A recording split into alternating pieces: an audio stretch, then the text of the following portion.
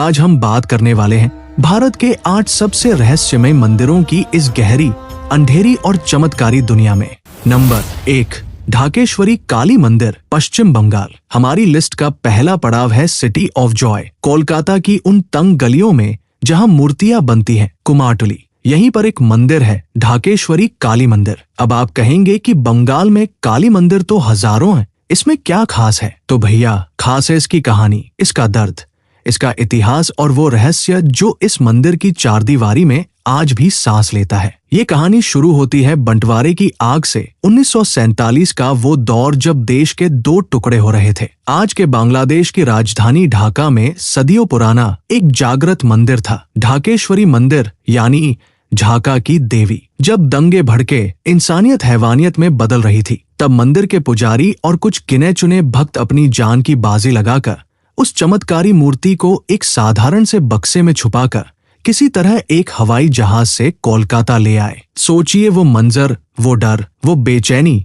लेकिन अपनी माँ को बचाने का वो जुनून। उनके लिए वो पत्थर की मूर्ति नहीं, उनकी माँ थी, उनका सब कुछ थी। उसे यहाँ कुमारटुली में फिर से स्थापित किया गया। नाम वही रहा ताकि माँ को कभी परदेश का एहसास न हो। लेकिन रहस्य की असली कहानी तो अब शुरू होती है। मंदिर के पुजारियों और पीढ़ियों से पूजा कर रहे भक्तों का दावा है कि ये मूर्ति जीवित है, एक लिविंग आइडल। ये कोई किताबी बात नहीं, लोगों का आंखों देखा अनुभव है। कई लोगों ने कसम खाकर कहा है कि उन्होंने माँ की मूर्ति को अपनी पलकें झपकाते, होठों पर हल्की मुस्कान लाते और यहाँ तक कि अपनी जगह से हिलते हुए भी देखा है। एक कहानी तो ऐसी है जो रोंगटे खड़े कर देती है। एक रात मंदिर का मुख्य पुजारी कपाट बंद करके घर गया, पर उसे सारी रात बेचैनी रही। लगा जैसे कोई उसे बुला रहा है। वो भागा भागा आधी रात को मंदिर आया। दरवाजा खोला तो उसके होश उड़ गए। जो मूर्ति सीधी खड़ी थी वो अब हल्की सी तिरछी थी और उसके चेहरे पर एक अजीब सी उदासी थी, जैसे वो रो रही हो। अगले ही दिन पुजारी को खबर मिली कि ढाका में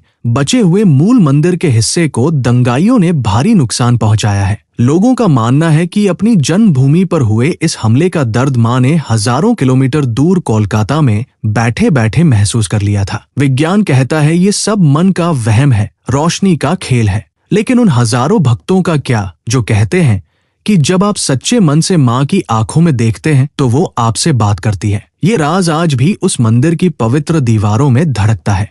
नंबर 2, पाताल भुवनेश्वर, उत्तराखंड। अब बंगाल की भीड़ भाड़ से निकलकर सीधा उड़ान भरते हैं देवभूमि उत्तराखंड की शांत वादियों में, एक ऐसी जगह जो किसी दूसरी ही दुनिया का दरवाजा लगती है। नाम है पाताल भुवनेश्वर। ये कोई पहाड़ पर बना मंदिर नहीं है, ये जमीन के 90 फीट नीचे एक रहस्यमय गुफा है। और भाई साहब, ये कोई मामूली गुफा नहीं, ये अपने आप में एक अलग ही ब्रह्मांड है। स्कंद पुराण में इस जगह का इतना सटीक और विस्तृत वर्णन है कि पढ़कर लगता है कि लिखने वाले ने इसे अपनी आंखों से देखा था। पुराण कहता है कि इस एक गुफा के अंदर आप पूरी हिंदू माइथोलॉजी को अपनी आंखों से देख सकते हैं। यहाँ 33 कोटि देवताओं का वास है। जब आप लोहे की जंजीरों को पकड़कर उस अंधेरी संकरी सुरंग से 90 फीट नीचे उतरते हैं ना, तो एक पल के लिए दिल दहल जाता है। ऐसा लगता है जैसे आप धरती के गर्भ में समाते जा रहे हैं। लेकिन एक बार जब आप नीचे पहुंचते हैं तो जो नजारा सामने आता है वो आपकी कल्पना से परे है। लाखों सालों से टपकते पानी ने चूना पत्थर की चट्टानों को तराश कर ऐसे ऐसे आकार दे दिए हैं जिन्हें देखकर लगता है मानो किसी महान शिल्पकार ने पूरी देवगाथा को यहाँ पत्थरों पर जिंदा कर दिया हो। आपको भगवान शिव की विशाल जटाओं जैसी चट्टानें दिखेंगी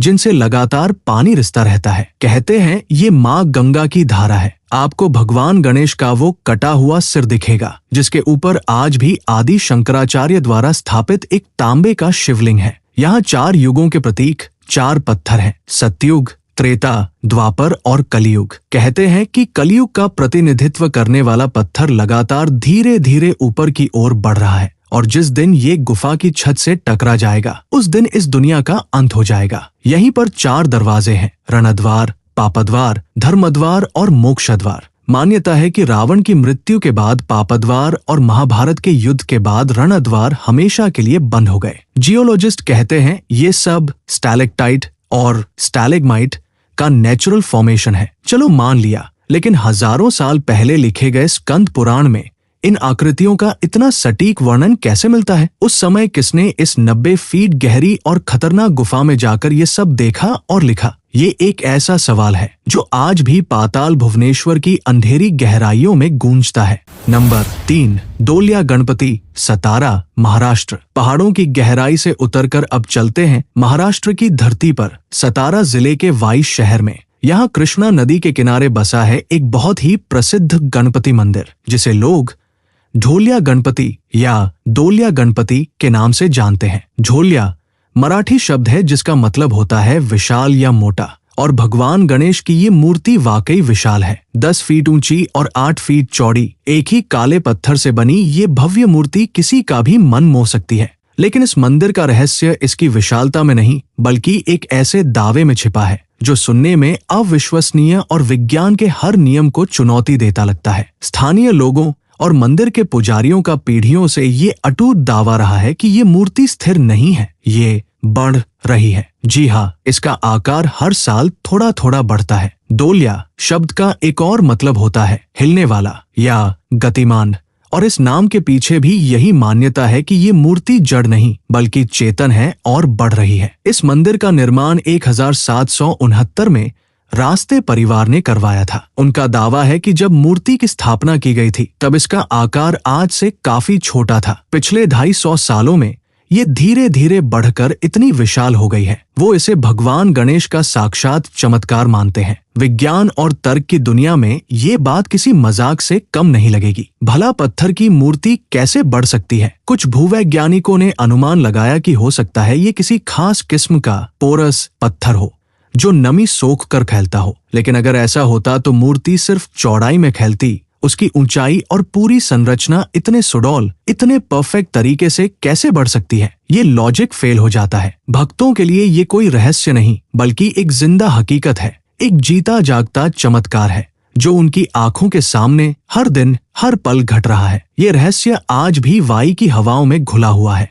नंबर 4, जगत पिता ब्रह्मा मंदिर, पुष्कर। अब महाराष्ट्र से चलते हैं राजस्थान की रेतीली धरती पर, अरावली की पहाड़ियों से घिरे पवित्र शहर पुष्कर में। यहाँ दुनिया का एकमात्र ऐसा प्रसिद्ध मंदिर है जो सृष्टि के रचयिता जगत पिता ब्रह्मा को समर्पित है। ये बात अपने आप में ही एक रहस्य है कि जिस देवता ने पूरी दुनिया बनाई, पूरी धरती पर पूजा के लिए उनका सिर्फ एक ही मुख्य मंदिर क्यों है? इस क्यों का जवाब एक श्राप की कहानी में, एक धोखे और गुस्से की कहानी में छिपा है। कहानी कुछ यूं है कि जब ब्रह्मा जी ने सृष्टि की रचना कर ली तो उन्होंने धरती पर एक महान यज्ञ करने के लिए सबसे पवित्र स्थान चुना, और वो स्थान था पुष्कर। यज्ञ के लिए सभी देवी देवता पहुंच गए। शुभ मुहूर्त निकला जा रहा था, लेकिन ब्रह्मा जी की पत्नी देवी सावित्री को आने में देर हो गई। वो अपने श्रृंगार में अपनी सहेलियों के साथ बातों में व्यस्त थी। अब यज्ञ बिना पत्नी के पूरा हो नहीं सकता था और मुहूर्त बीता जा रहा था। तब देवताओं के कहने पर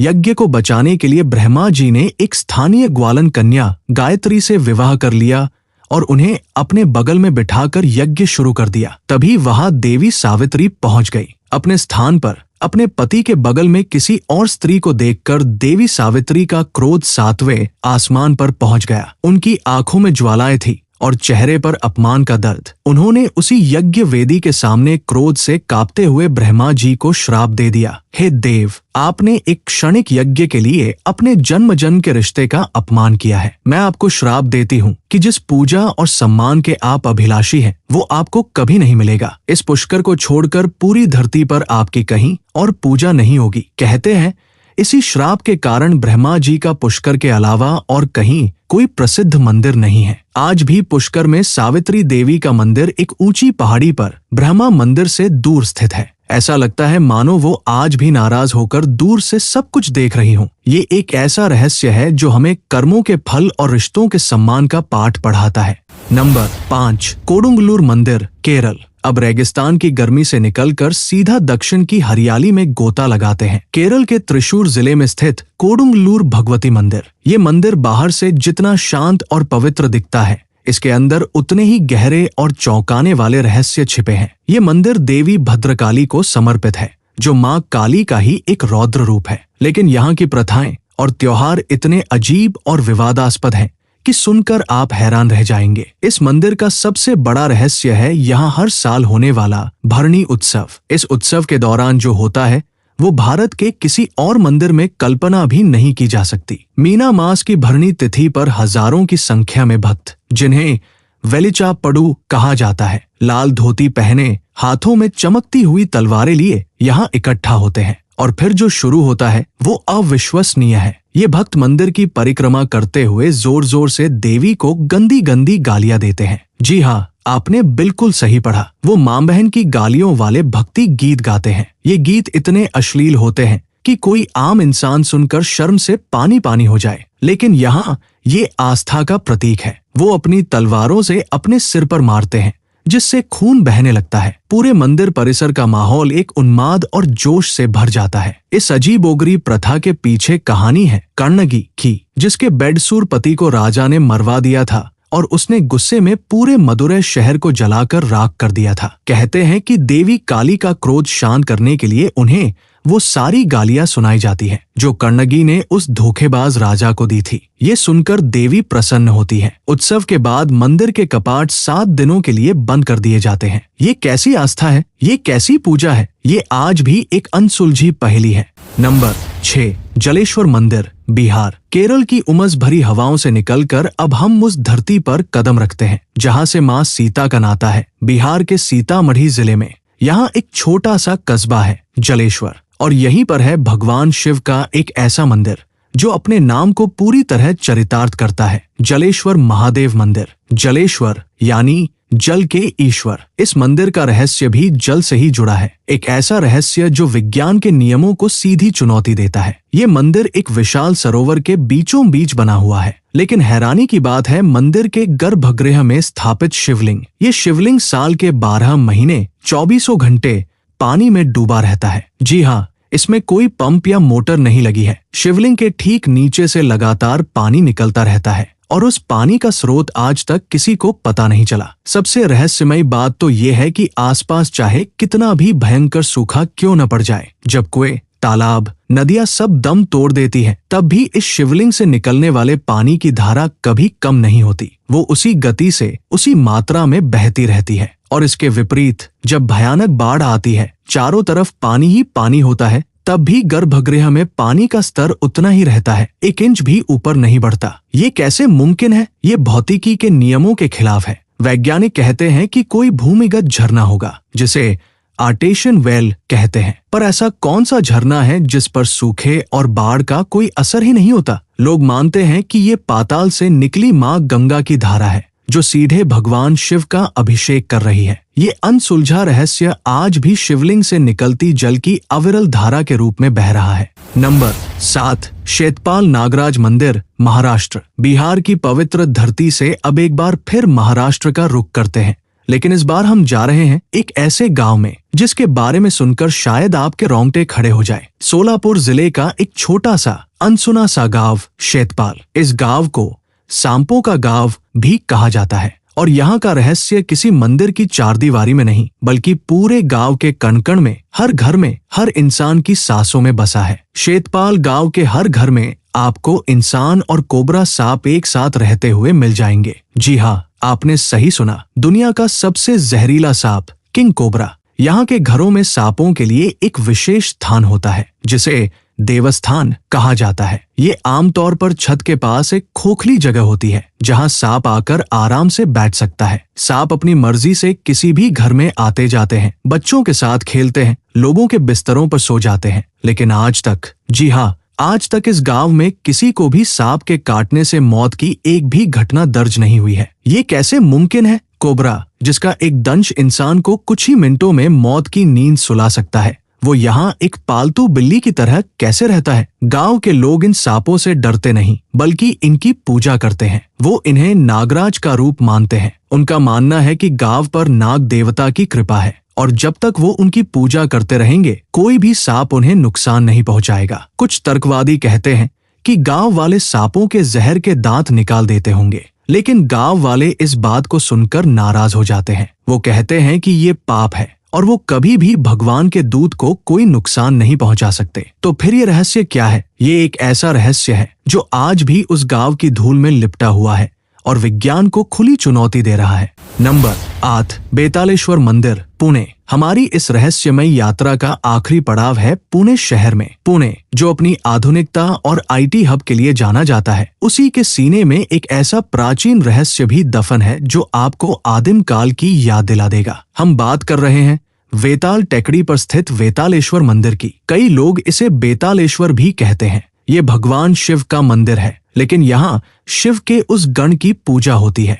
जो भूतों प्रेतों के राजा माने जाते हैं। वेताल, ये मंदिर किसी भव्य इमारत जैसा नहीं है। ये एक छोटी सी साधारण सी संरचना है जिसके चारों ओर घना जंगल है। मंदिर का मुख्य देवता एक बड़ा सा सिंदूर से लिपा पुता पत्थर है जिसे वेताल बाबा का रूप माना जाता है। इस पत्थर को देखकर ही एक अजीब सी सिहरन, एक अनजानी सी ऊर्जा महसूस होती है। लेकिन इस मंदिर की असली शक्ति और रहस्य इसकी सादगी में नहीं, बल्कि यहाँ होने वाली पूजा और मान्यताओं में है। वेताल को एक उग्र और तामसिक देवता माना जाता है। जहाँ ज्यादातर मंदिरों में नारियल और खूल से सात्विक पूजा होती है, वहीं यहाँ की पूजा पद्धतियाँ थोड़ी अलग और रहस्यमयी हैं। कहते हैं कि ये मंदिर उन लोगों के लिए आखिरी उम्मीद है जो प्रेत बाधा, काले जादू या किसी अनिष्ट शक्ति से परेशान है। यहाँ आकर की गई प्रार्थना से उन्हें मुक्ति मिलती है। खासकर अमावस्या की रात को यहाँ का माहौल और भी ज्यादा रहस्यमयी और भारी हो जाता है। कई तांत्रिक और अघोरी भी यहाँ अपनी साधना करने आते हैं। वैज्ञानिक दृष्टि से देखें तो ये सब अंधविश्वास लग सकता है, पर यह हमें सोचने पर मजबूर करता है कि दुनिया में सिर्फ वही नहीं है